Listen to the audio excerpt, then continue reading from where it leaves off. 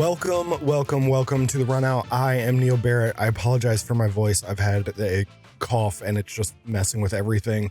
Today, I am joined by S.L. Price, longtime Sports Illustrated writer and author of The American Game, History and Hope in the Country of Lacrosse. I thought, what better way to open up this conversation about this book, The American Game, than to read a passage that I think serves as kind of the thesis statement for the book. And that is this. This book is not about lacrosse alone. It is about the country that produced it, the contradictions it reflects, the beauty and damage it carries. Lacrosse is America in miniature. Aspirational, flawed, sacred, corrupted, and yet still capable of grace. In this conversation with S.L. Price, we dig into what exactly that means, from the medicine game to the Haudenosaunee fight for sovereignty, to prep school lax bros, and the future of the sport with lacrosse joining the Olympics in 2028. And yes, he went to UNC, so, I had to start there. So without any further ado, here's my interview with S.L. Price. All right, I am here joined by S.L. Price. Scott, that is your legal name, correct? Yes? That's my legal name. Yeah. He is here to talk about, I can't even see myself in this camera right now, The American Game, History of Hope in the Country of Lacrosse. It is a great read. I just finished it like 2 weeks ago. I am glad to have you here. Thank you for joining us. This is a lot of fun for me. I have somewhat unbeknownst to me, I have read probably a large amount of your work and not really realized it. I used to, but you and my family. Yeah, exactly. I used to go to the library every week when Sports Illustrated would drop. From about 4th grade until I graduated high school, I would go every week and read the Sports Illustrated, like from cover to cover. I like I said, I've read probably a large amount of your work and didn't even really realize it. So well, there was even some lacrosse in there too. So yeah. Yeah, I saw that. The one article I remember reading when I was doing research for this was when you covered Lyle Thompson's with the announcer that was talking about cutting his ponytail, right. And that was a big story. And I remember reading that article. I remember I pulled it up and I was like, wait, I've seen this before. I remember the picture and I remember reading the article and I was like, I didn't know he wrote that. That's so funny. Yeah. And in my 26 years at Sports Illustrated, at least at the time in 2010, I did a massive piece on, the then Iroquois Nationals. And it was the longest piece I'd done for Sports Illustrated up till then. Yeah. Wow. That's so cool. Before we get too deep into lacrosse, I do have to ask, you are from Stamford, Connecticut originally. That's right. How in the world did you end up wearing the wrong shade of blue in North Carolina? Okay. Now it's all is revealed. All is revealed. Yes. Yeah. Well, it's a tormented story in that I went to the university. I grew up with no money, so I was accepted by the University of Connecticut. I applied to one college, UConn. And got into the main campus at Storrs, but couldn't afford to go. So I was living at home, and I was going to the branch campus, it was called then, University of Connecticut at Stamford. And it was about a mile from my house, and you can imagine how fun that was to go to college and live at home while your friends were all gone. And I always wanted to go up there after my sophomore, after my freshman year, after I'd saved some money. And then I got a letter from UConn saying, sorry, you have to stay there for 2 years. And I was so pissed off that a friend and I drove cross country that summer, and we were living in New Mexico and stopping at college campuses. And on the way back, we stopped in Chapel Hill. It was August, and it was beautiful, and everybody there was beautiful, and the campus really reads well. It's got a beautiful and I was an English major, and I had done a lot of reading that summer with an author named John Dos Passos, who was a great novelist of the 30s. And about a month after I got home, the New York Times Book Review had a cover. On its cover was a review of a new definitive biography of Dos Passos by a professor at Chapel Hill. And so I was like, I'm going to go there. I'm going to study with that guy. And I did go there, and I ended up, I covered Michael Jordan's sophomore year, which was an astounding, that was really his breakout year. It was incredible. And I ended up studying with that professor, and we became friends, lifelong friends. So it was kind of astonishing how it worked out, considering I had no business getting into Chapel Hill from out of state, frankly. But I kind of backdoored it in. Apparently, as a transfer, you can get in much easier. The state law that limits admissions and makes it such an exclusive school doesn't apply to junior transfers, or at least it didn't. I'm told when I got in. Interesting. That, yeah, for people who don't know, North Carolina is notoriously hard to get into, and I maybe 60% am joking when I make jokes about North Carolina, because I'm a Duke guy through and through. Duke is my team, but I also say all the time I'm a Duke diehard, but I'm also not a very good Duke fan, because at the end of the day, I'm born and raised in North Carolina, and I'd rather see a team from North Carolina win something than, some team from anywhere else. I realized it in was it 03? I think they played Illinois in the NCAA Right. in the basketball championship, and I was like, I don't care about Illinois. Like, I don't want them to win. I don't want Carolina to win, but I'd rather them win than and have the national championship in the state than be Illinois or something that I have no connection to. So Well, you should also know I'm so old at this point that when I was at Chapel Hill, Duke was a non-entity. Krzyzewski had just gotten started, and the arch rival was NC State. Yep. I mean, Carolina wins its national.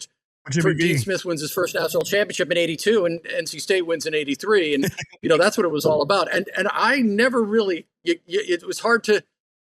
People in Carolina really they do despise Duke, no question. But they really do think of State as kind of a brother, a comrade, in this sort of state school thing. There's a whole class war thing going on with Duke that people don't talk about. It's as much about class as it is about everything else. Is public, private, and all that stuff. So yeah, there's so many layers to it, and it's so funny. My mom went to State when, like, she was at State when Jimmy V was there and they won. So she's a big State fan. I grew up a Duke fan. I always wanted to be Bobby Hurley. My whole life I wanted to be Bobby Hurley. And then somehow my sister is a Carolina fan. Like, we don't know how that happened, but it's just funny how those things shake out in that area. And I don't know that people fully understand them unless you've lived them. Yeah, no, and it's we could go into this forever, so I don't want to do this, but it's funny because as a transfer student and an out of state guy, I kind of figured I was kind of above all that, like, and a journalist, and kind of think, well, I'm objective, this ACC stuff is kind of nuts. But I do remember 10 years later when I was at SI, I went to cover. Had never been to Duke. Was so bad when I was there that I was a sports editor. I never covered a Duke Carolina game at Cameron. And then, 10 years later, I go there and, it's a madhouse and Duke beats Carolina. And I'm like angry. And I'm like, wait, what's wrong with you? Like it was like a sleeper cell had been activated without me, had been planted and activated. It is stuff that gets under people's skin in a way, it's really tough to understand. Yeah, no, moving up here to New England now, it's so interesting to me to see how little people really truly care about college sports, just kind of generically. They just BC was pretty good at football, and that was starting to get some noise last year when I was here, but short of that, I just people don't care as much, Well, I would take it a step further with North Carolina in general, the state. People, I don't care what anybody says. They care about football, but they don't really care about football like they care about basketball. Like, basketball is it. And so this whole Parcells thing and everything else, it really feels like, really? Do you really want to be Alabama? Because really deep in your hearts, you guys don't seem to notice things until November rolls around. It's this is all a nice cocktail party, but it's a warm up. I don't know if you saw this literally this weekend. Duke tweeted after they beat Syracuse. they tweeted to Syracuse, "Don't worry, lacrosse season is coming. This can be our transition to lacrosse." Yeah, yeah, And I thought, really, Duke? Like, I'm a Duke fan, and I'm right, like, really? You want to talk about lacrosse season? Like, you're going to be hoping to win the national championship this year. I right. looked it up and I was like, since I was born in 1985, I just turned 40. Since I was born, Duke lacrosse has been to the Final Four 18 times. Duke football has had 10 winning seasons. Right. Yeah. I was like, No. this is the messessage you want to Yeah. send right now, Exactly. Duke? Yeah. Exactly. There's a priority problem. Yeah. Right. Actually, I said we would get into lacrosse. I wanted to talk just a little bit more about you. Did you always want to write, and if so, did you always want to cover sports? Well, first I started off as a history major. I mean, again, and I was 17, as a freshman. So, what do you know then? And pretty quickly I changed to an English major, and I wanted to write. And really, what happened was I wanted to write something. Like I didn't know what it was, but I did know journalism was sort of the not easiest, but like the most sort of interesting entry point as opposed to being an academic. And I was a terrible writer. And when I went to Chapel Hill, I mean, obviously sports, my best friend was a sports writer in college also. And he was a year ahead of me. But the other thing was on a college newspaper, every other department, at least then, you wrote like a few times a month. But if you were covering sports, you had to write a lot. And the one thing I knew, I mean, I got a lot of flaws, and but one of my assets is that I know I have a lot of flaws. So what I knew I needed was I was a crappy writer, and I needed reps. I needed to just grind. And so sports on a college newspaper is going to force you to do that more than anything else, because you've got to report whether you're ready to write or not, and people are interested, and and if you have a beat, it's forced you to do that. So that happened, and I happened to be at North Carolina. I mean, literally, I'm an accident of timing, and a beneficiary of it. I mean, look, I'm someone who, like I said, grew up with no money, paid my way through school, but when it gets right down to it, there are a lot of forces outside my control that conspired to put me where I ended up. And that one of them is that, newspapers were flush. And I also happened to be at Chapel Hill when Carolina was a monster of a program and Michael Jordan broke out. And so instead of sending off clips to newspapers, which were hiring then, by the way, that, had sort of the local high school, I was writing about this sort of, meteoric phenom who was about to take over basketball. And so I got hired pretty quickly by the Sacramento Bee when I got out of school. And at 23, 24, I was the beat writer when I was made the beat writer when the Kings moved from Kansas City to Sacramento. And in large part because I think they thought, well, he knows basketball because he covered it, at Chapel Hill. I mean, he was remarkable. And so I was given a lot of opportunity, and it kept building on itself. And I got to, the thing about sports is it's not just sports. I mean, for me, you can write about, if you write in any other part of the newspaper about, politics, civic engagement, city planning, drugs, sex, race, anything, people might gloss over it. But if it has to do with sports and their favorite team, if it's somehow balled up into that sort of ball of wax, people are going to pay attention because they care about sports. And so under the umbrella of sports, I found you can write about everything. I mean, everything. I've written about, I went to Colombia and wrote about the drug cartel's influence on Colombian soccer in 1994. I've been to Liberia and written about, George Weah and this one American colony. I mean, so I've been extraordinarily lucky. I mean, when I did the Duke lacrosse case in 2006, I mean, that was hardly in many ways about the game of lacrosse. In fact, it was almost incidental. It was about class, race, money, a prosecutor out of control, innocence and guilt, media frenzies, all that stuff.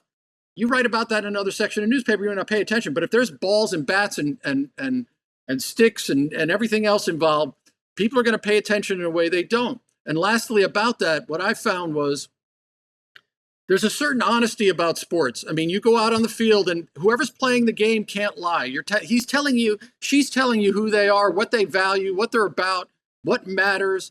If they failed, if they succeeded, they're crying, they're laughing, they're exulting. They're showing you who they are. Then you just do a 180 and you look in the crowd, and this team is representing your state, your city, your neighborhood.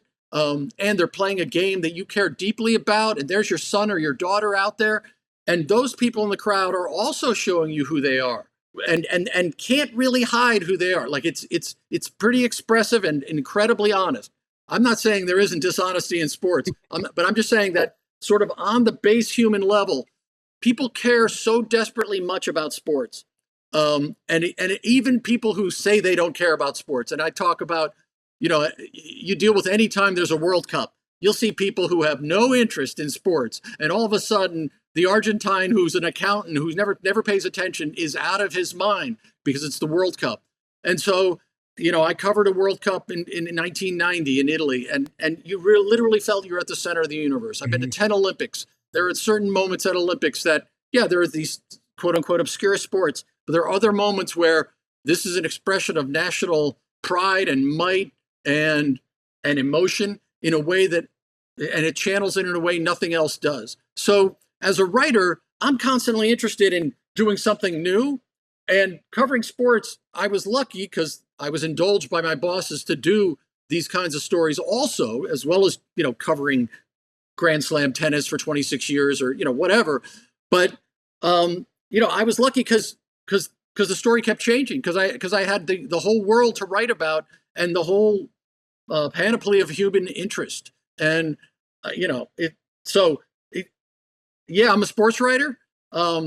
But in many ways, my books are a cheat in that I wrote a book about, obviously my book about lacrosse is I think the same way. It's about American culture as much as about lacrosse. The last one was about a steel town in Western Pennsylvania and how great their high school team was, but it was also a 100-year microcosm of American history. So I'm going to get you in the door with sports, and I like writing play-by-play, and I care about who wins and loses. But in the end, I'm hoping to learn. First of all, it's like every book is like a grad school for me, but also to show you something perhaps don't know, or give you some insight into the world around us. Yeah, I love specifically the idea of it being a lot about timing and kind of weird connections and stuff that were made. I've read something that you had you did something at Maryland, and they had written up a thing about it. And you talked a lot about graduating from UNC and then going home and not really thinking too much about it, and then getting called because of that, and talking about, like you mentioned, about knowing that, feeling like you weren't a very good writer, and that the way that you could kind of overcome that was just doing it and writing it. And I thought there's something so, I don't know if inspiring is the exact right word, but something aspirational about like the idea of like, I want to do this thing. I'm just going to do it a lot. I know I'm not very good at it, but doing it is part of the process, and learning and getting better, and finding your own kind of like rhythm to it. And I don't know. I really like the idea of so much of it is timing. So much of everything is timing, Well, not only that, Neil, I'll tell you this, I read a lot. I knew what good writing was. And for 6 years, I was bumping my head up against it, trying to thinking, why thinking I might just be Salieri forever, which is basically, somebody on the other side just saying, I can see good writing, but I can't possibly get there. And it's, you're just banging your head against it, and you got to keep grinding. And I luckily had a breakthrough. I'm not saying I'm great. I'm just saying, there's once in a while I feel like, okay, I might have nailed that a little bit. The thing about writing is that it starts from scratch every time, but at least I think I have an idea now, and I'm 63, but for a long time, you don't know if you're going to break through either. And that's that can be frustrating and incredibly just, soul damaging, because you're really trying everything, and you read everything and you hope for the best. And just luckily I was put in the right place. I happened to cover a Mike Tyson fight, and something about that experience and seeing the way other journalists work, suddenly something clicked for me. But it, who knows, if I had not been sent to that fight, whether it would have happened. And so I was helped by immeasurable things that, again, we talked off air before we got on, sort of this cosmic feeling about certain things. There's at times there are things operating that we don't really quite understand, and I'm a fortunate recipient of that. Yeah, let's talk about that. Your book. When did this come out? Do you? It came out in May. May. Wow, it was May. Okay. The American Game. In it, I was struck first. The first section, the preamble. There was something about the way that you described the game, the way that you talked about the game, that you talk in the preamble about not having really any lacrosse experience, about a guy on your street in your neighborhood gave you a stick and you played with it for a little while. There was a fascination with it, but as with a lot of things in early teenage years, kind of passing fads, it went away. And so otherwise you didn't really have much of an experience, but there's a way that you describe the game and all of the different angles, in that it's simultaneously this ancient, native game that has a lot of like religious aspects to it. It's also a predominantly white, rich kid, affluent Northeast sport. And there's all these kind of like juxtapositions about it. And the way that you talked about it, it was just like, yeah, like you get it. Like at the same, it's all these things at the same time. And it just kind of like gets into your bloodstream. And I'm wondering what, with no kind of experience, again, like we said, what made you even want to write this book in the first place? Well, the thing is, my experience, like, I'm a mainstream guy. I'm an emissary to lacrosse world from the mainstream. Like, I work for Sports Illustrated. I'm a mainstream sports guy, beat writer in the NBA. Had been a beat writer for baseball, Major League Baseball, covered the Giants and the 49ers. Also, so lacrosse was not in my wheelhouse. And I had an impression of the game, like most people, as you know, outside the game have an impression that drives most people inside the game insane. Like, it drives them crazy. Doesn't mean it's not. There are germs of truth to it, but But as Scott Marr later said to me, we're not all that guy. Right. We're not all that guy. And so you have to know that as a journalist, it's sort of like as a journalist, like you want to be surprised. You want to find out something you don't know. You don't. If you're doing a story and you and your editor talk about a story, and if the story you talk about it, you're on the phone, okay, go get them. Go out, report it, write it.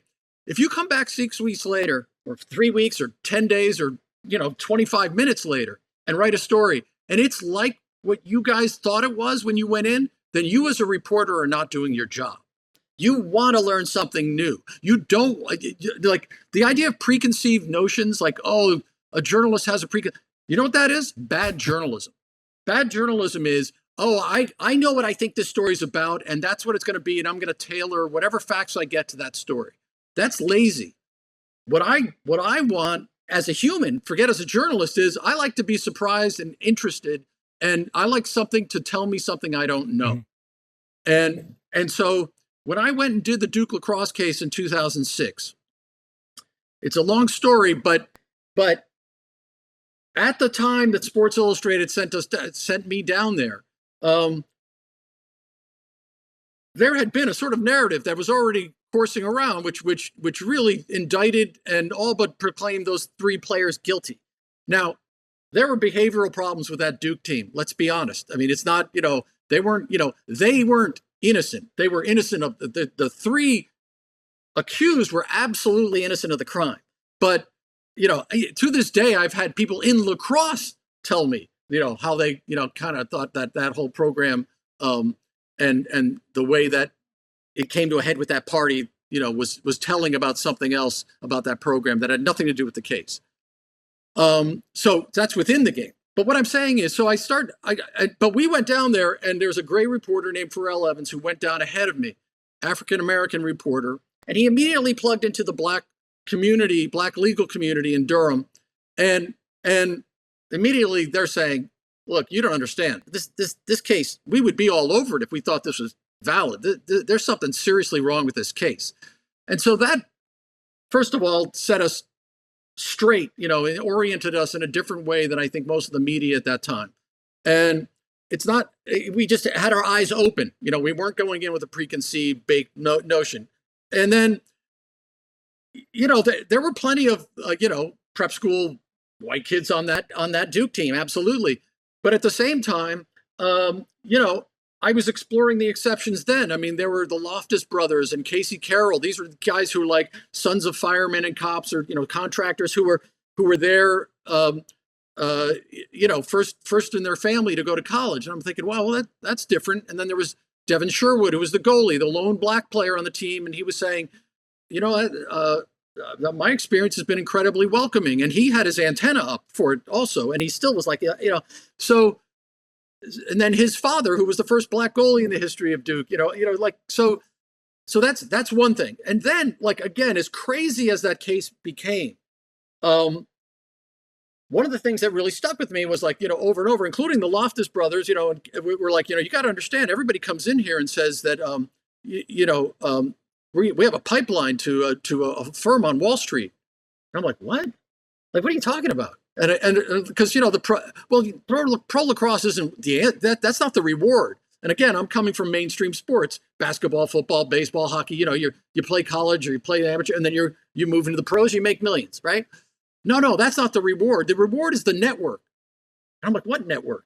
And so, most of these top colleges have a direct line to a firm or to places on Wall Street. And so bang, I'm like, wait, that's different. And also that, again, the first in the generation kids, there's a blue collar element here that I'm not aware of. So I just kind of put that in my pocket. I go on and I go, a couple of years pass. And then I happen upon a story about that mentions the Iroquois Nationals. And, of course, if you were going to put a gun to my head, I would have said, yeah, it's a Native American game, but I had no real knowledge of it.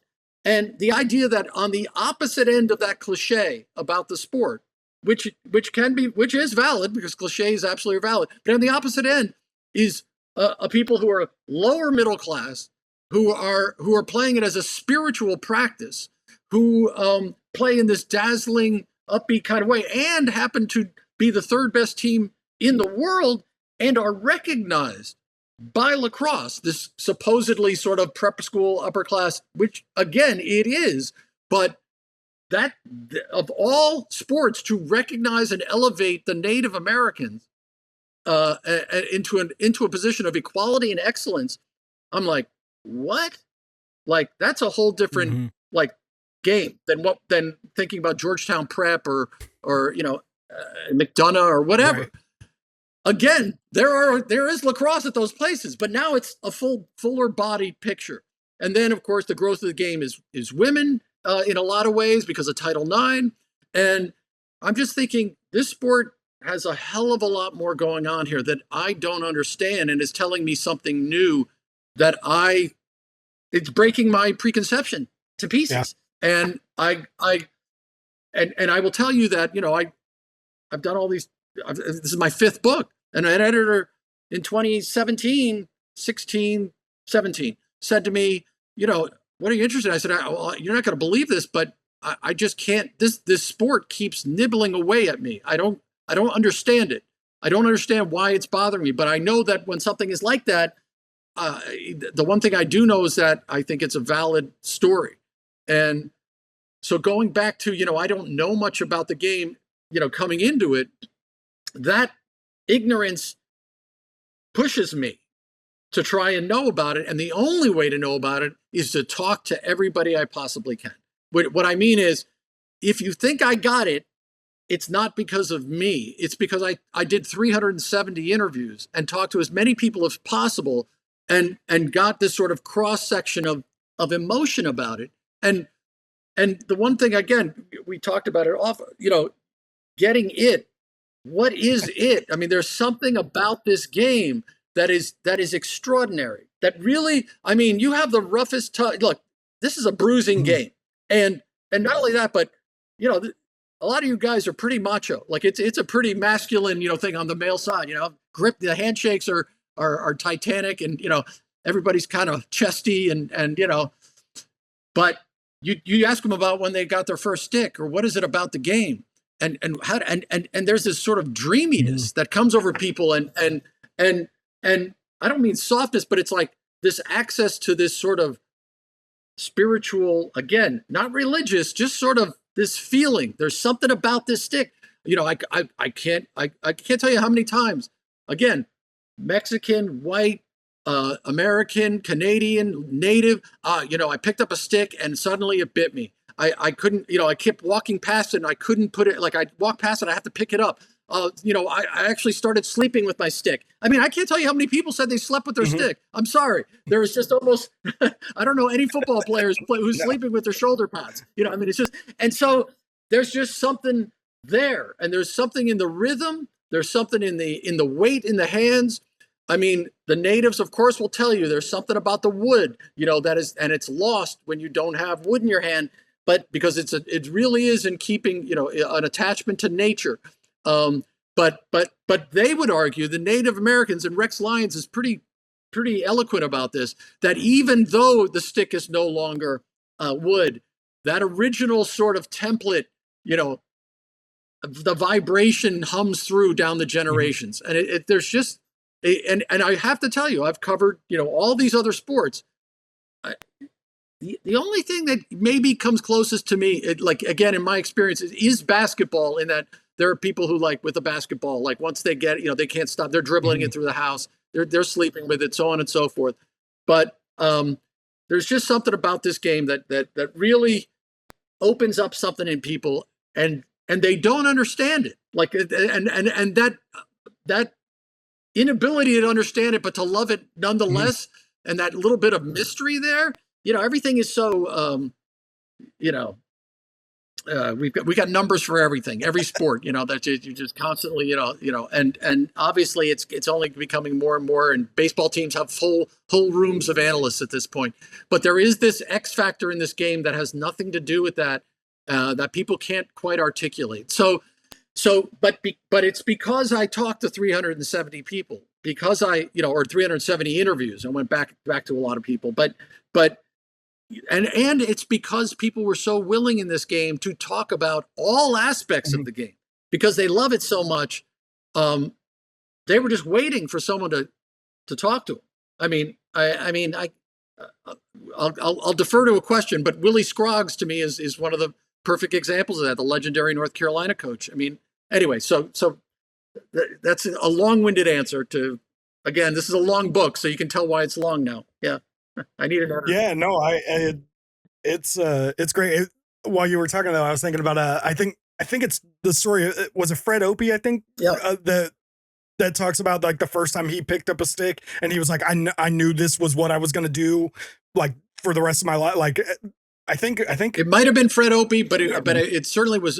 Timothy Gonzalez told me that. Scott Marr told me that. Yeah, that's true. Donnie Brown in Baltimore. Donnie Brown, there's a black. Oh, maybe that's a black kid in Baltimore. Yes, a black kid in Baltimore in the early 70s. He went to a field and it was white kids, and basically they said, N-words don't do this. And he picked it up. He flicked around and scored. And he's like, well, screw that. I'm doing this for the rest of my life. And that to me, to me, even with, that to me is an untold and incredibly great tribute to the game, which is, look, we all know the game has had social problems. Our country has had social problems. Like there's things in the past. And yet the game is so powerful, and its appeal is so almost instantaneous, that in spite of even those things where there are factors that every once in a while would conspire to push someone out of the game. And they're like, well, yeah, but I love this game too much. You're not going to kick me out of here. It's too great a game. Yeah. So, yeah. And yeah, that is the story from the book that I was trying to think of. I misremembered who it was, but yeah, that was the one, because it seemed like such a kind of perfect encapsulation of that idea of like, I don't know what it is, but there's something about this that like I just need to do and say. And it's funny that you mentioned that everyone wants to talk about it, because it's not mainstream enough. I think that people are tired of talking about it, or want to talk about other things, right. Well, let me tell you something else. I mean, in some ways, Roy Simmons Jr., the great Syracuse coach. Now, obviously, he won, an amazing amount of national champions, so he's now considered sort of mainstream. But Roy Simmons was, by any measure, sort of an oddball coach. Like, he was an artist. He did these weird art displays and everything else, and he would talk about his teams as art project. Other guys are like, what is he talking about? I mean, the guys at Hopkins are like, what is this lunatic talking about? Like, but in some ways, this is this like that makes sense to me, because there is this sort of artistic component to the game, or an artistic urge to it. That even though it's funny, because everybody's like, well, you got to get on the wall, right? Like, there's just no way you're going to become a good lacrosse player. You can defend for a little bit. Your feet, you can enter the game pretty easily as a great athlete and just play defense. But if you want to become accomplished as a lacrosse player, again, this is me as a novice, but this is my understanding. You got to get on the wall and just grind. So there is that sort of incredible, just get your ass, you got to work. But then there's this whole artistic, sort of creative side of the game that really speaks to people and allows you to express yourself.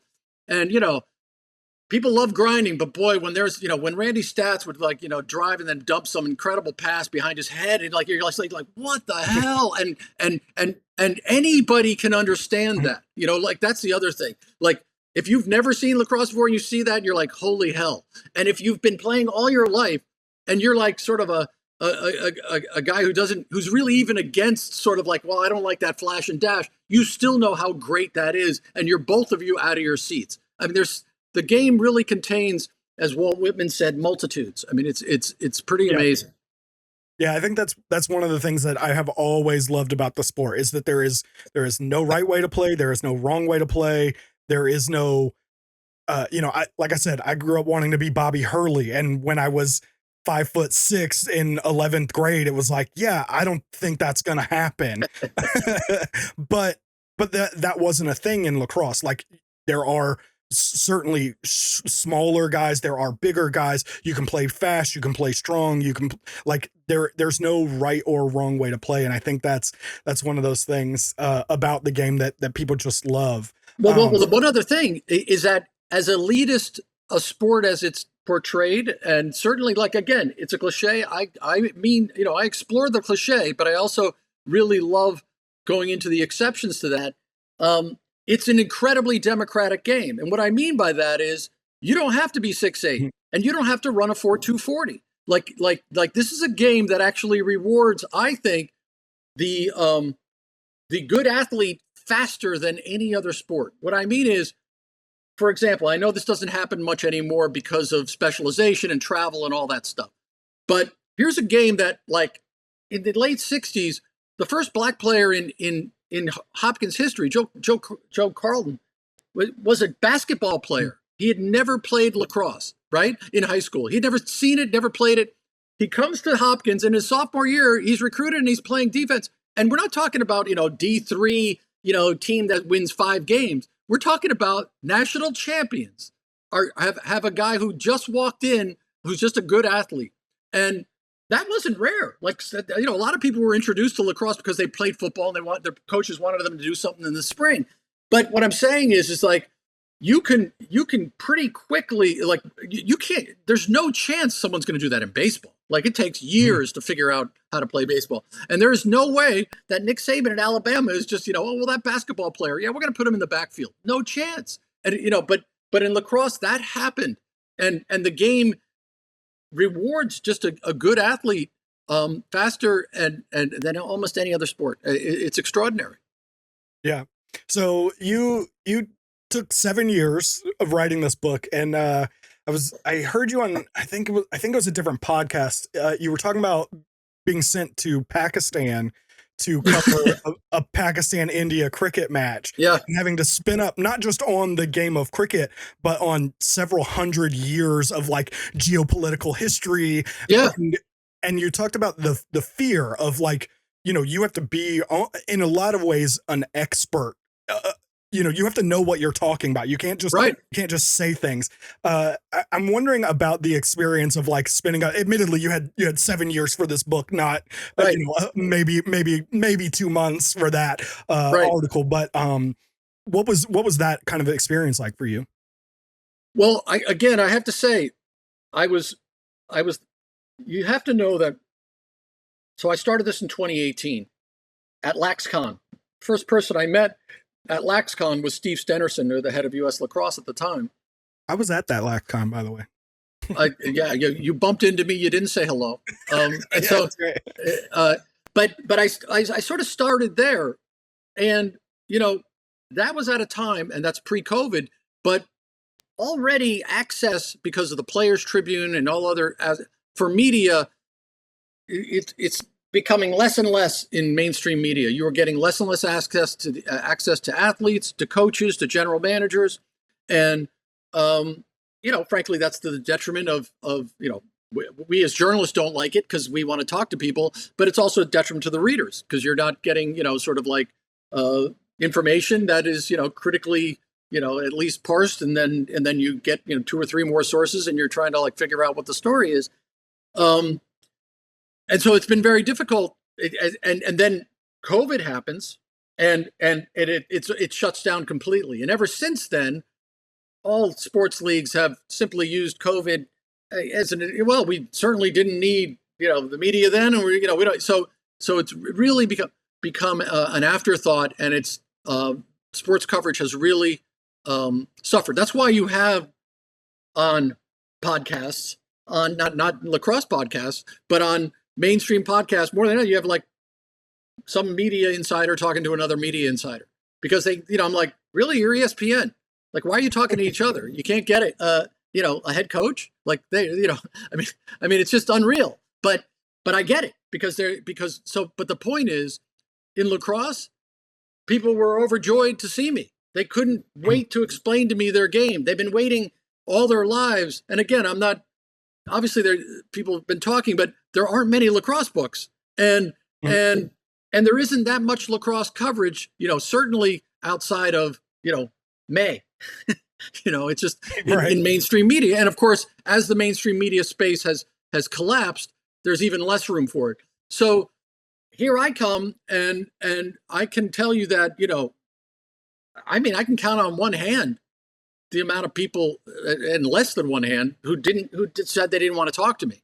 And it wasn't, it was more, I don't even know what it was, and that's inconvenience, whatever, or just don't like talking or whatever. But people were overjoyed and talked for hours. I mean, I had 370 interviews, but some were 5-10 minutes, but I would say the majority of them were over an hour. Some verging on 2, sometimes 3, and then go back again. And so there was a real generosity and interest in explaining what this game means to the people who play it, grow it, and want to expand it, pro and con. Like what I was, there, like I said, there are difficulties in the game that were sort of coming to the fore as I was writing it, and people were very open to talking about the negatives as well, which is frankly a sign of maturity. It's like, yeah, we've got things we need to work on, but this is a great game, and let's talk about it and let's improve it. And so I just found, first of all, there's a reason. I think it's almost constant that lacrosse players are at the top of GPAs and in the NCAA's. I mean, they're really high achievers. I mean, work hard, play hard, right? So basically, everybody was smart and incredibly articulate and really interested. And again, willing to go places like the spiritual side of it, in a way that, you could take you by surprise. But I think there's something about this game that opens people up, and they people just love it, And so I was lucky. So at a time when access was narrowing in every other aspect of sports, and I left Sports Illustrated in 2020, so I left at the right time, and then I went to work full time on this project, and it was like I was still working, operating in a media sphere that was 1973 or something. And by the way, I was covering the 2023. I was there in Israel in 2018, and then I was at 2023 World Championships, and I was about it, like in terms of media coverage. I mean, there were some inside lacrosse people and inside the sport people, but in terms of mainstream media, and I'm like, are you like I went to Cuba 7 times in the 90s and covered that entire aspect of the Castro regime falling and athletes struggling to get out. And I remember going to Cuba and looking around. I'm like, I can't believe, like, these stories are unbelievable.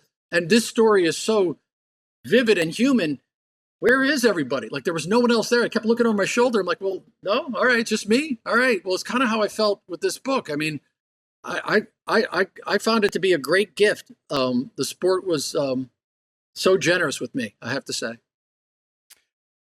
You've talked several times now about how many interviews you did and how many people you got to talk to. I'm wondering, you talked to a lot of people, Kyle Harrison, Lars Tiffany, Oren Lyons, you talked to a lot of people. That's a very, very small sample size.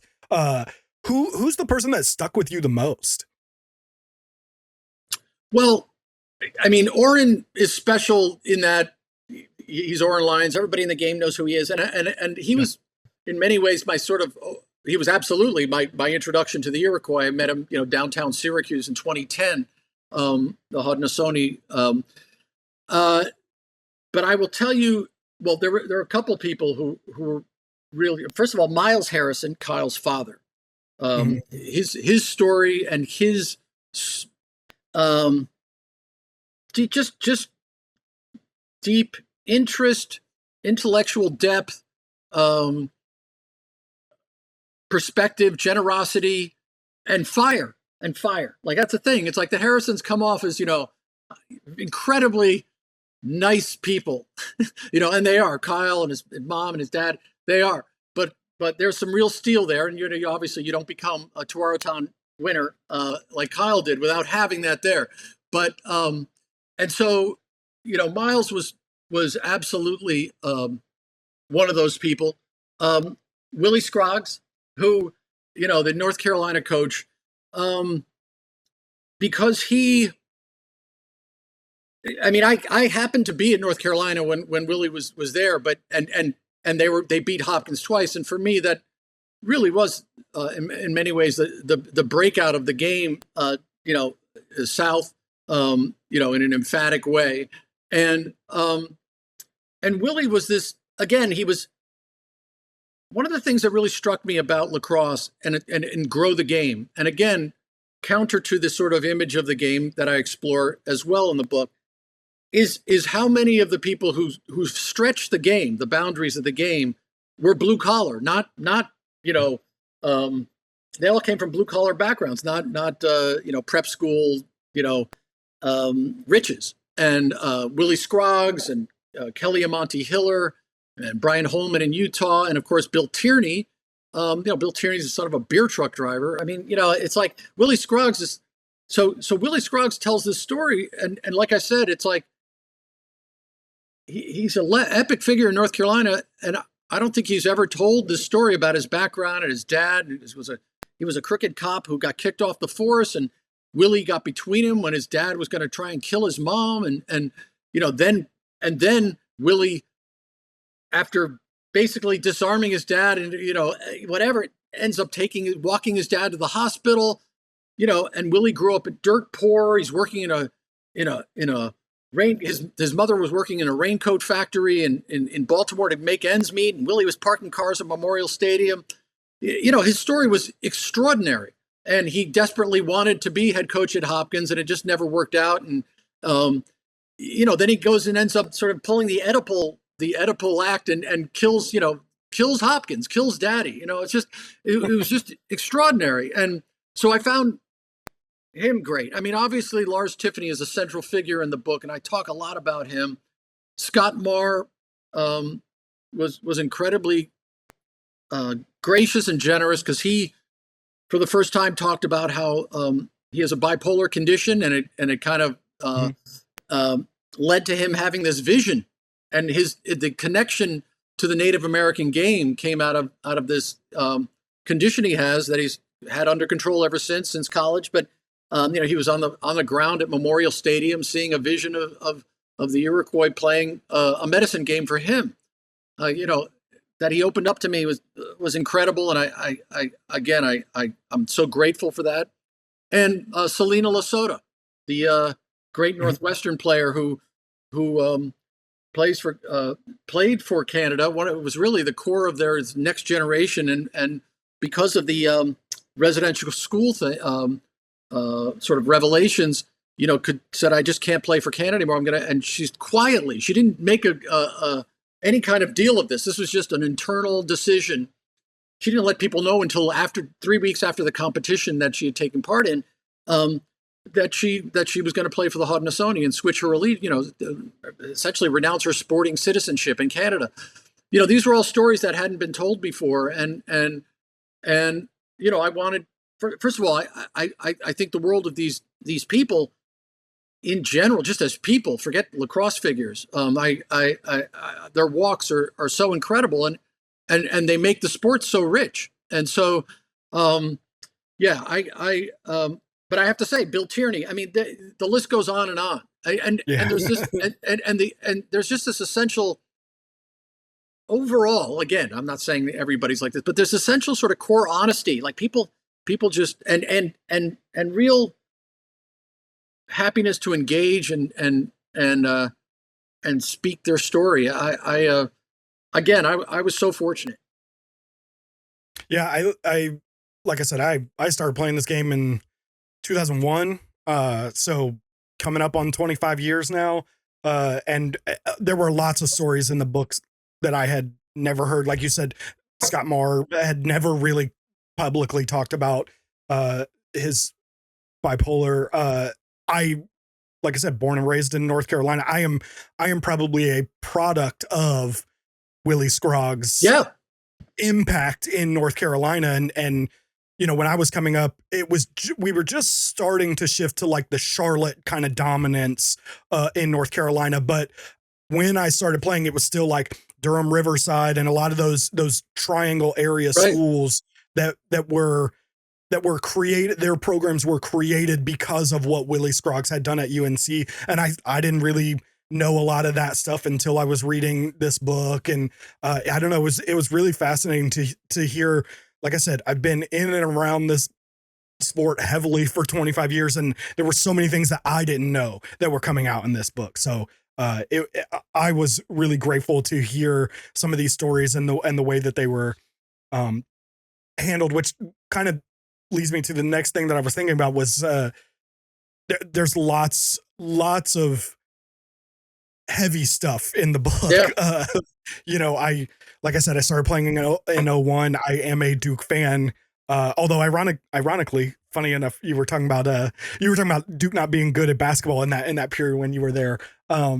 Duke was not good at lacrosse when I first started playing. It was kind of a lull. So my first like fandom in lacrosse was UVA. Loved Johnny Christmas and the team that I totally just blanked on his name. Tillman Johnson. The 03 championship, them and Hopkins in Baltimore. That was the first lacrosse game I ever like actively remember watching, and I was just blown away by that game. And so UVA was my first but I grew up a Duke fan and was playing college lacrosse during the Duke scandal, and I remember the way people treated me just as a lacrosse player, people that I had grown up with, that I had known for 20 years, and it was guilt by association because I Right. played lacrosse. Never mind that I was playing at a small private Christian college in Arkansas in the middle of a dry county, Right. and like all these, Yeah. being a Yeah. lacrosse player, I was lumped into that. And um, I, I'm wondering. Obviously, you were there, kind of covering specifically Duke, and I know you talk a lot about the UVA. I totally just blanked on his name. George Hughley. George Hughley. Yeah. Yeah, and Yardley Love. You talk a lot about that, and then of course there's other stories. What kind of choices did you have to make in those stories, and who you talked to, and what you talked about, and that kind of stuff? Well, if you're talking about Duke lacrosse, for example, in that respect, I framed it more in the context of race because of Devin Sherwood and Chuck Sherwood, because I thought for example, the legal side had been told quite a bit, and one of the things I wanted to do in this book, when I started doing this in 2018, there were a bunch of racial incidents in the sport, 2018 to 2020. I mean, the Nation United website had, there were listed 15 incidents between 18 and 20. I mean, when I went to LaxCon that you went to, there was a summit to deal with, people dropping the N-word and I mean, what the heck, that's just, and what had been told, I didn't think anywhere, and I really wanted to do this, was I wanted to provide a history of the Black lacrosse player, start to present day, because the walk has been great. There's a great movement in the sport to try and expand, and have the sport, Harlem lacrosse, Charm City lacrosse, all these inner city programs. Obviously, they're trying to expand the constituency, understandably so. And at the same time, there are these tensions. And I felt, well, I'm going to have to tell the story of Black lacrosse, because look, there are a couple of great books about lacrosse, and Don Fisher's book, Lacrosse, is really the sort of the holy Bible, and rightfully so. But I felt like, that aspect of the game had not really been explored comprehensively, and I felt like I needed to give a place for that. So, and then when it came to Hughley, of course, that story has been told a lot. But one of the things that I really thought has slipped through the cracks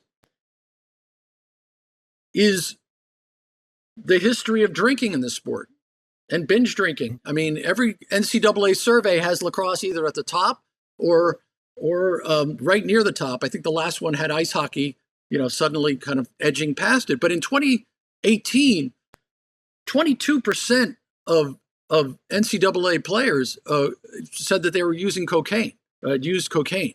Now that's a big number. That's 1 in every 5 players.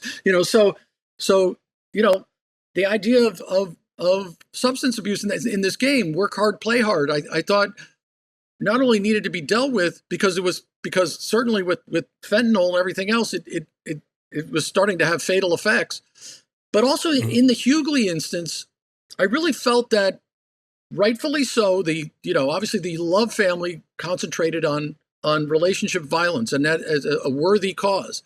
But what I felt is that the sport kind of skipped out on dealing with this ongoing cultural part of the game that has, everyone admits, is part of the game and has been part of the game, and top to bottom, and I quote them extensively. And yet, I mean, George Hughley was a drunk, like he was doing, dozens of, and was enabled in that. And there was talk of an intervention at Virginia, and it didn't happen. And all I'm saying is the sport kind of skipped on that. When the Hughley thing happened, no one really held accountable. And I'm just saying this I'm not saying this as a prosecutor. I'm saying this as, I just can't believe, because I've seen so many other sports respond to crisis. Well, we've got to have a program that has, like, guys, like, we're going to have a non-drinking, hey, a public relations campaign, just to, or something like to intervene with with teams. Hey, if there's a problem, we have a resource, for people to call or whatever. This is, and for me, that part of the Hughley story understandably got overwhelmed by the relationship violence, but it still was a part of the game and a part of that story. And so I felt it was incumbent upon me to explore that, because I felt it was underexplored, especially because when I brought it up, everyone was talking about it. Like when I would say it, people were like, no one was saying, oh no, we don't really like to drink. I mean, it was out there, and the surveys kept saying it over and over again. It wasn't just one survey; it was like 4 every 4 years. They had one, and so for me, there were certain things about the game. I think this game is important. This is the biggest thing. This game, I think, everybody who plays the game doesn't really understand why the world doesn't see how great it is. I actually not only think it's great, I think it's important in a way that even the people who love it don't understand. I think that there is nothing like this game in America, especially because of its connection to Native Americans. Nothing tracks, nothing elevates, and the sport deserves all credit for elevating the Native American experience to an equal level with, of excellence. Like, this is not like, they're on reservations and we respect their culture. Let's have a land acknowledgement. These guys kick ass. They're as good. They're threatening us and they're coming. We got to look out for them because they're great. And some of these players, like the white players, are talking about how great the Native players are. This is not like any other place in American life. In American life, where Native Americans are literally given equal stance. And again, there have been tensions. There's still tensions. And up until 2020, the sport wasn't completely on board with them, as we saw at the World Games. But this sport is massively important, and it really shows in many ways, I think, what this country is capable of in a lot of different ways. And so I think that it's important when a game is growing like this game is growing, that, like other sports, you take a critical look at it. And that doesn't mean negative. That means critical. That means, what are the good? What are the bad? Let's accentuate the good. And if there's bad, let's not ignore it. Let's not pretend it's not there in a rush to just say, let's grow the game, rah, rah. But let's look at these things, because this game's important and can make a difference in the world. And everything, because it's human, bears improving. And so that was sort of my general sort of thought. Yeah, no, I love that. I was trying to prepare for this. I was looking through some of the reviews, and most of them were overwhelmingly positive. And the ones that I read that were maybe, had some kind of critique. Yeah. Most of them seemed to have like misunderstood kind of like the point and the thought. A lot of people thought it was just going to be a very like straightforward history of the game, right, or whatever. And I thought, reading through it, some people had some complaints about it being negative. Yeah, and I was like, I never felt like it was negative though. Like, I felt like it was like what you're saying is that it was, these are the things that have happened. And yes, we have in some cases done better, and some cases maybe we haven't. I often think of one of those like formulative like moments in my life was, like I said, I was playing in middle of nowhere, Arkansas, at a small Christian college. And I remember walking to the field on a game day, and the other team was getting off a bus, and we're 2 hours before a game, maybe not even that far, maybe an hour and a half, whatever. And they're already talking about where they're going to be drinking after the game. And I'm like, we're not talking about like gameplay, and not just like, I can't wait for this game to be over, but like legitimately like making plans. Right. I'm like, we're getting ready to get on this field and kick your butt. Like, what are we talking about right now? And it's just always been one of those things that like, I don't fully understand, because I grew up with an alcoholic father. And so like, I stayed away from it, right, for a very long time. So it's just never really had that like grip on me, that way. And I often wonder how much like I'm just kind of blind to it a little bit, because it's not been a big deal. But then I see situations, I've coached, and I've been around college programs, and I've done this and that. And it is like, it just like goes almost hand in hand with the game. And I don't think that talking about that and explaining it is negative. Like you said, we can critique the game. We can critique what we this thing that we love without it being negative. Well, look, let's just say one thing about Hughley. Something terrible happened because of it. I mean, because now again, Hughley's a one-off. There are plenty of people who drink who don't end up killing their girlfriends. So let's be clear. Right. But the following year, the Bratton twins blow up, and they blow up essentially because they want to keep drinking. Like, that's part of the sport. Like, and then Virginia goes on this incredible run in spite of that. But the fact is that here's one of the great stories in the history of lacrosse, the Bratton twins. And in the end, like that was the trigger. So there's a reason that I concentrate on Virginia, because that was an intersection of race and alcohol. But even after this incredible lesson, you can't ask for more of a wake-up call than George Hughley. And the next year, the Bratton twins are like, well, we're not going to adhere to the alcohol policy. And Chamel, especially, and he was very eloquent about it. Like Chamel just talked about it. But the fact is like, here was one of the great stories in lacrosse history that they could have been Venus and Serena Williams, like changing the sport, breaking it out, ESPN forever, and alcohol was even then. So the game has this in its culture. And all I'm saying is you might want to pay attention to that before something bad happens again. And let me just say one other thing about critical, okay? A perfect example of that is World Lacrosse. All right. Before 2020, World Lacrosse, there were all these. When I was in Israel, they were, the Haudenosaunee almost didn't make it there. That would have been their third bailout of a world championship in 8 years. And they really thought, if we don't make it here, we're done. We're going to be kicked out, or we're going to be fined to the extent that, we won't really be able to operate. And at the same time, World Lacrosse people, lacrosse heads in Israel were just like throwing up their hands, like, how can we run? Because the purpose, their purpose is to stage a world championship, not to do sovereignty. There's a real tension there, which is fascinating, but it's a tension nonetheless. And there were people who were like, I don't know, should we have had them, be in here? Maybe this is a mistake.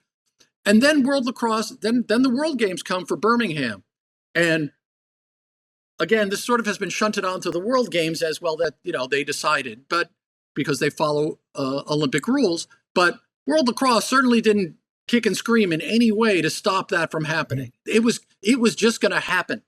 And then the Iroquois go public with it. It suddenly picks up social media steam. Suddenly on social media, there's a not a GoFundMe, but I can't remember but anyway, it was a social media campaign, 50,000 signees. Paul Rabel, Joe Tsai especially. Let's not minimize Joe Tsai's role in anything in lacrosse at this point. And then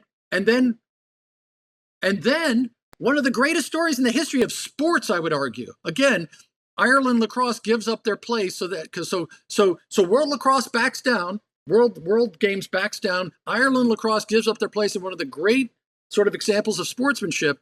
And then since then, and Jim Scher and I talked to him about this in 2021, and he said, we basically have come to the decision that we've got to treat, first of all, and he said, you can say we did it for the right reason, but we also did it because we needed to do it. Like they felt the pressure, which I give them all credit for admitting. That's okay.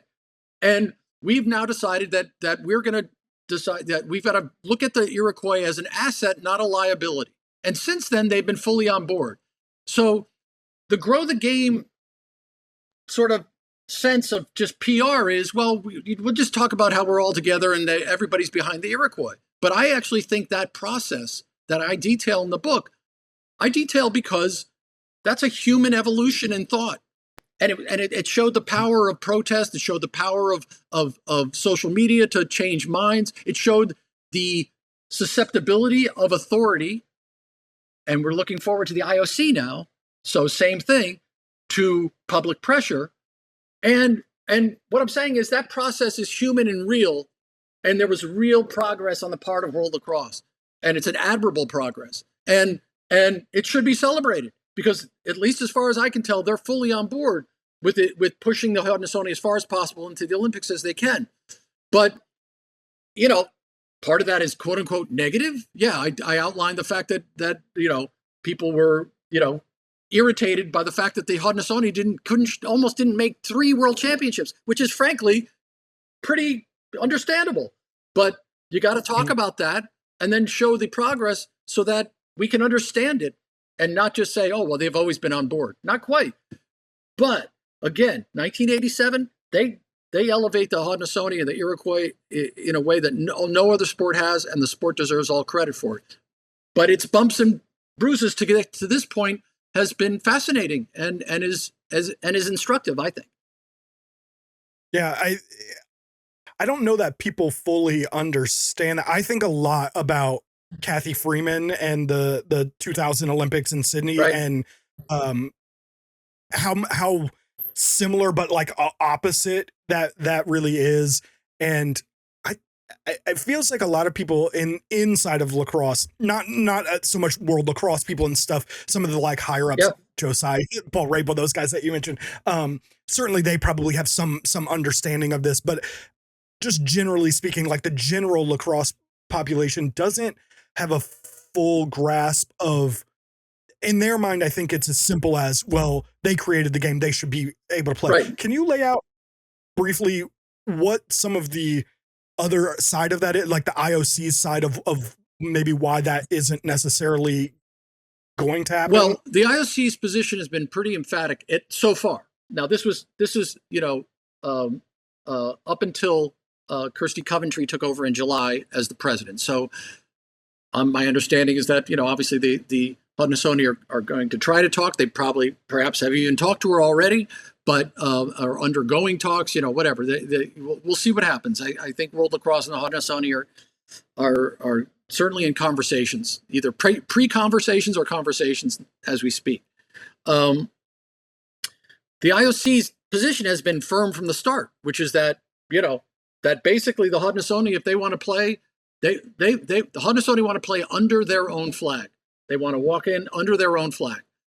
Because the IOC essentially follows, international organizations is how they phrase it, but that means the United Nations essentially, standards, and the United Nations does not recognize Haudenosaunee as a nation. Therefore, because they are within the U.S. or Canadian borders, to the IOC, their position is if you want to play in the lacrosse competition, you can play for the U.S. or Canada. Now, anybody in lacrosse understands that's a non-starter where the Haudenosaunee are concerned. This is a people who have been traveling under their own passport since the early 1930s that were willing to pull out of 3 championships if their passports weren't honored in the past, 15 years. So, this is a real strong. This is central to them. The Haudenosaunee Nationals were as much to reclaim their game, were created to be a vehicle for Haudenosaunee sovereignty and political expression. So the IOC is against that. And their biggest thing that everyone keeps talking about is, well, is this going to open a Pandora's box where the Catalonians or in Spain or the Aboriginal people in Australia will want to be recognized as people themselves? And okay, that's valid. But when it gets right down to it, I mean, it's valid to a certain extent. But when it gets right down to it, the Olympics can do whatever they want, like literally, and they have in the past. Obviously there are things like Puerto Rico and Hong Kong, like there are countries that aren't countries that are in the Olympics and are recognized now. Those are grandfathered out at this point. They wouldn't do that now, but it doesn't matter. And for me, look, I went and did a massive piece on the refugee Olympic team in 2016. Flew to East Africa and did a story on them. And this is nobody has a country. None of them are a country. They're countryless by definition, and they competed under the Olympic flag. So there is a way to do this. Now, my prediction or my thought is because the Olympics, the IOC has been so staunch in its opposition, they could tomorrow just say, yes, we're going to let them compete under their own flag in LA. I think there's a third way, but I will say this: the IOC is entirely capable of doing a suicidal PR move and looking entirely stupid. And the fact is that this is an Olympics on what was once Native American land. They invented the game, and most importantly, equally important, they're the third best team in the world. This is not a ceremonial appearance to nod to them as a people. And so they can just say this is a one-time thing. That's it. They can only do this because it's only on this soil. The circumstances here are so unusual. Their achievement is unassailable. Their invention of the game is completely unique. We're going to let them do this. And I would argue it would be a great thing for an organization that's constantly, has PR disaster after PR disaster. They would be heroes. They would be absolute heroes. It'd be a great story. And I think the most likely, although it'll be interesting to see if the Haudenosaunee go along with this. I can see them saying no, but I can see them saying yes, which is that they come in under the Olympic flag, but they wear their uniforms and they, say Haudenosaunee on them and everything else, and they get to play their anthem, but they compete under the Olympic flag, because the biggest thing in Native America that I heard over and over forever is we are still here. You hear that phrase over and over. We are still here. Well, nothing would say that more to a mainstream audience. There is no bigger mainstream audience than the Olympics worldwide, billions of people. To be able to say that and show off their ownership of the game is a great opportunity that they are capable of turning it down. But I would be surprised. I would not be surprised, but I would be surprised, because I think they're smart enough to understand the greater win that is possible.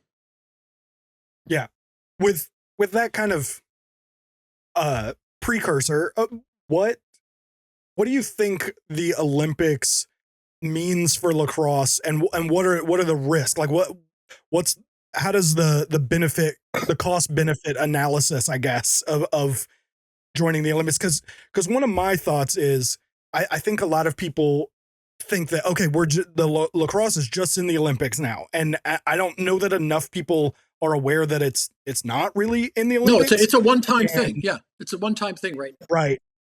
And while it could potentially continue, or even if it took a break off or something, I did notice that the next Olympics after 28 are in Brisbane, Australia, which seems of all the places that it could be had, that's probably one of the better places for lacrosse. No, it's an original lacrosse nation, and they could possibly use it as one of their host country things also.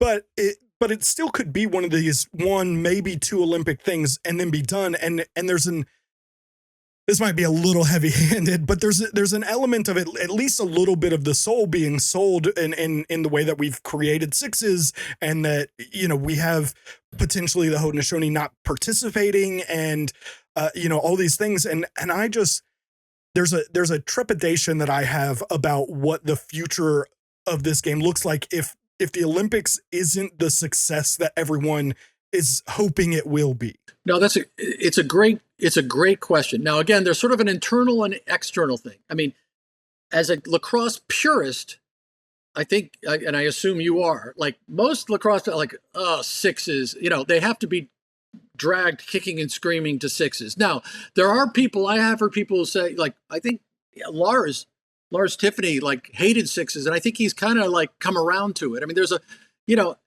and there is no question, just to be clear on this, I think it was a brilliant move, because they're in the sense of developing sixes, not because I love the game that much, but because there is no way this game would have gotten into the Summer Olympics unless it was for sixes. The teams are too big.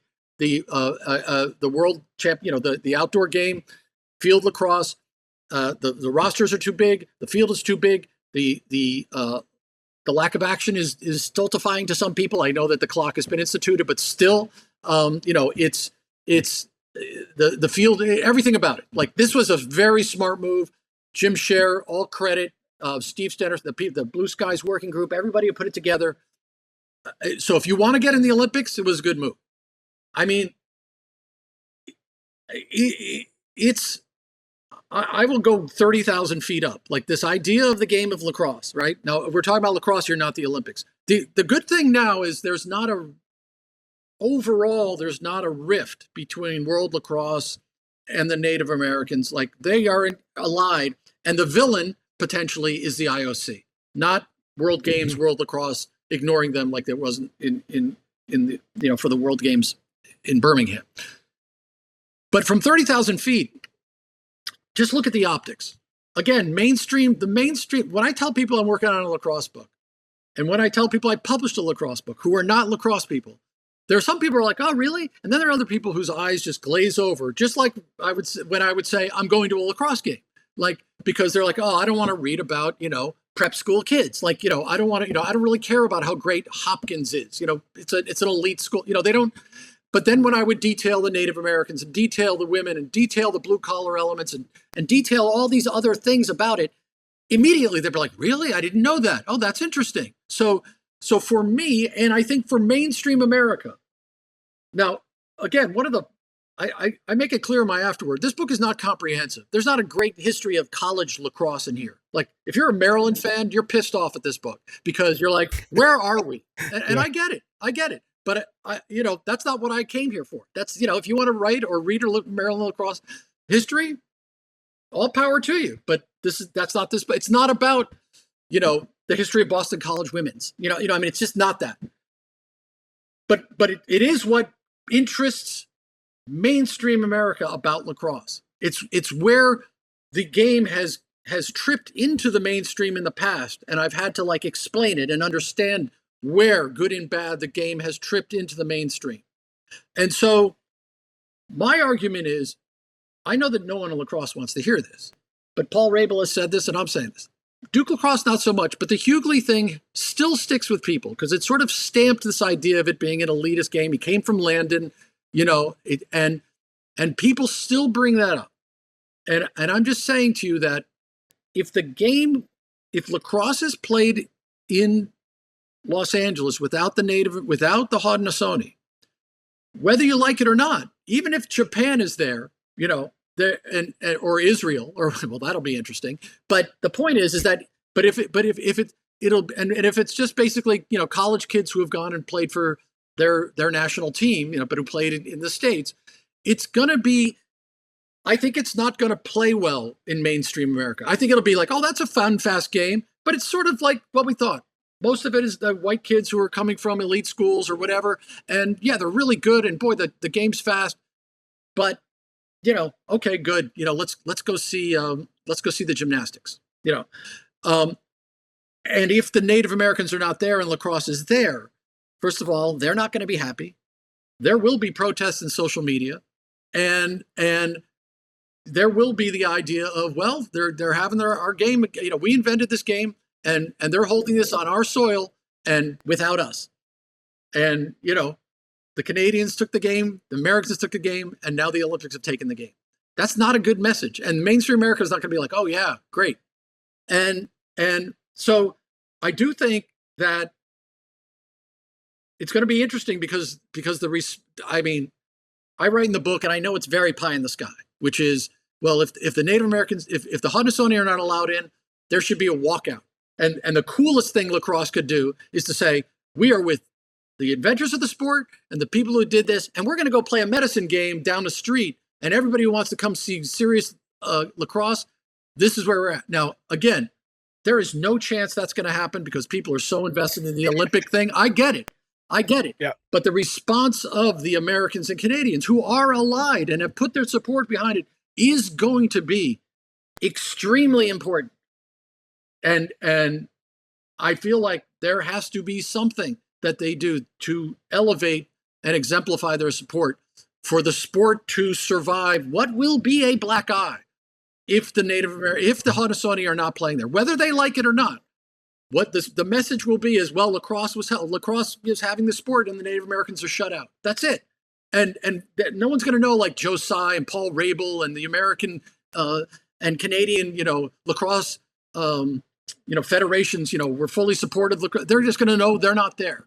And so lacrosse has to do something equally basic and foundational, messaging wise, to send the message that this is unacceptable and we stand with the inventors of this game, or the game is going to take another black eye, as well as the IOC. It is not going to just be carried by the IOC.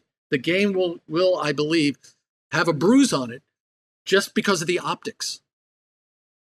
Mm.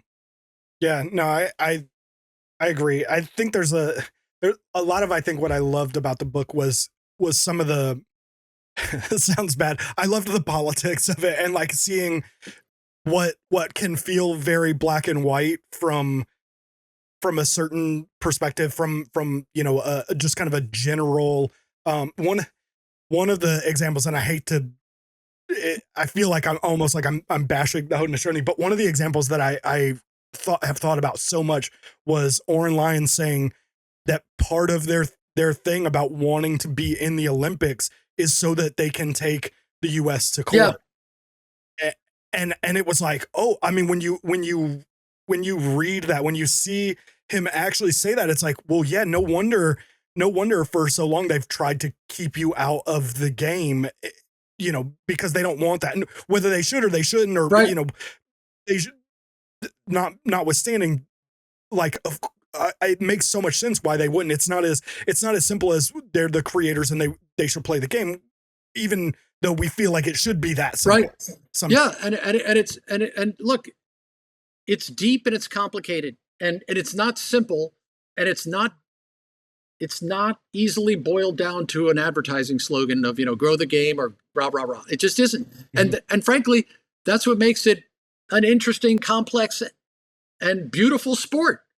Like, again, wrestling with the Native American question, think about it, is what this country's been doing for 400, 500 years. And it is happening in real time in lacrosse where it should happen. And it's not easy. There's not an easy solution. And I give the sport an incredible amount of credit for wrestling with it, because it's not easy. And now, again, part of it is they did receive pressure, which is like, how can you have a sport in '87 without the inventors? But all credit, like, okay, that's fine. They succumbed to human pressure, but there were plenty of people, including Tom Hayes, another blue collar builder of this sport. Tom Hayes, great Rutgers coach, who was like, it just makes no sense. Like, we must have the Native Americans. So there are, and I've gotten pushback, like, oh, why are you writing about all these eternally victimized, Native American? Like, really? Like, seriously? I mean, are you kidding me? And so for me, not only this is what makes the game great. This, you want the Native Americans there. Like, this is what makes you great as a game. This is what makes you different from everybody. And frankly, this is what makes lacrosse cool. Okay? Like, this gives you street cred. The Native American element is the opposite of Landon, Georgetown Prep, McDonough, yeah. St. Paul's, like all that stuff that everybody wants to sort of not talk about in the game. That's it. That's your answer. When you combine the two, you become a fascinating, interesting mix, and you become reflective of the country in a way that no other sport, including baseball, the so-called national pastime, is. And so, this is something that the sport has embraced and should continue to embrace for its own self-interest, for its own good, not because, forget the right thing, which I agree it is, but you'll sell more. You'll expand more. You'll be cooler. Nike and everybody else will want to sponsor you more. It's always so funny to me when the right answer and the like cynical answer are the same answer, and still nobody wants to do it. I mean, it's like, wait, what are we doing? So I mean, I realize short term, like, oh, get into the Olympics. That's going to be great for us to grow the game worldwide, no question. But the appeal of the game, along with its sort of kinetic greatness on the field, is this spiritual native source.